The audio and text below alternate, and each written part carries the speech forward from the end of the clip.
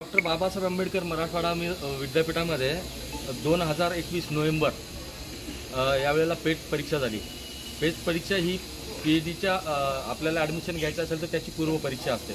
त्या नोव्हेंबरच्या परीक्षेच्या पेटमध्ये सिद्दीकी मोहम्मद शोएब हबीबुद्दीन या विद्यार्थ्याने भाग घेतला आणि त्या विद्यार्थी पासही झाला आणि त्यांनी PhD अभ्यासक्रमाला प्रवेशही घेतला।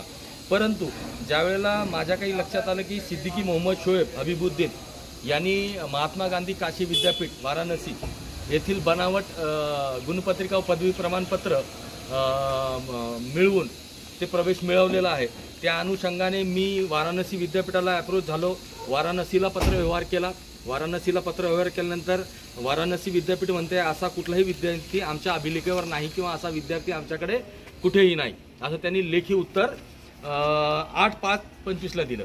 मग त्याच्यानंतर मी आपल्या विद्यापीठाचे जे कुलगुरू आहेत फुलारी यांना 15/5ला पत्र दिलं की या संबंधित विद्यार्थ्यावर कारवाई करावी, परंतु कारवाई करत नाही हे लक्षात आल्यानंतर मी 20 तारखेला 20/5ला माननीय पोलीस आयुक्तांना भेटलो। माननीय पोलीस आयुक्तांनी पूर्ण ऐकून घेतलं। त्याच्यानंतर माननीय पोलीस आयुक्तांनी विद्यापीठाचे जे प्रभारी रजिस्ट्रार आहेत त्यांना पत्र दिलं। त्यांना पत्र देऊन सांगितलं की बाबा तुम्ही हा विषय तुमचा आहे, तुम्ही कारवाई करा। परंतु पोलीस आयुक्तांच्या पत्रालाही विद्यापीठाने भीक घातली नाही। मला पोलीस आयुक्तांचं पत्र आहे, विद्यापीठ कुठलीच कारवाई करत नाही। आज विद्यापीठाचं हे पत्र पाहिलं 21/5 तर आज 21/7 होऊन गेले, साधारण 2 महिने या पत्राला पोलीस आयुक्तांच्या झाले। मग मी माननीय राज्यपाल महामहिम यांना पत्र लिहिले की कुलगुरूंवर शिस्तभंगाची कारवाई करावी, कुलगुरू आणि चंद्रकांत दादा। मग त्याच्यानंतर 23/6ला या विद्यापीठाच्या प्रशासनाने वाराणसी विद्यापीठाला पत्र लिहिलं की बाबा शोएब सिद्दीकी हा विद्यार्थी आपल्याकडे शिकत होता का। 30 जुलैला त्या विद्यापीठाने या विद्यापीठाला सांगितलं की असा कुठलाही विद्यार्थी आमच्याकडे नव्हता। बरोबर आहे। मग त्या अनुषंगाने या विद्यापीठाने गुन्हा दाखल करणं अपेक्षित होतं, परंतु असा कुठलाही गुन्हा या विद्यापीठाने दाखल केला नाही। उलट ज्याने बनावट पदव्या मिळवल्या त्याला असं प्रेमपत्र लिहून पाठवलं की बाबा तुझं आम्ही PhD नोंदणी जी आहे ती रद्द करतोय, नोंदणी रद्द करतोय।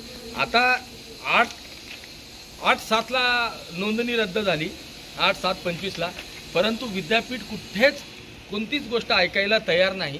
म्हणून मी माननीय पोलीस आयुक्तांना आणि विद्यापीठाला विनंती केली की बाबा याच्यामध्ये गुन्हा दाखल व्हावा, जसे इतर 2 प्रकरणामध्ये गुन्हे दाखल झालेले आहेत। माझ्याच तक्रारीच्या अनुषंगाने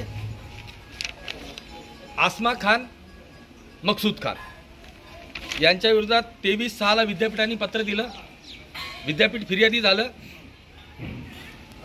23/3/25ला पत्र विद्यापीठाने दिलं, 23/3/25ला हा FIR झाला पोलीस स्टेशननी।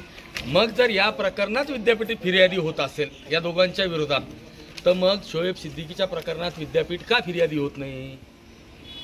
विद्यापीठाने सोयीस्कर भूमिका घेतली आणि विद्यापीठ म्हणताय आम्ही कुठलेही गुन्हा दाखल करणार नाही, आम्ही ह्या एक्झाम कंट्रोलर वाराणसी काशी विद्यापीठाला पाठवलंय। वास्तविक पाहता आपल्या विद्यापीठाची फसवणूक झालेली आहे, म्हणून ह्या विद्यापीठाने कारवाई करणं अपेक्षित आहे। जसं मकसूद खान आणि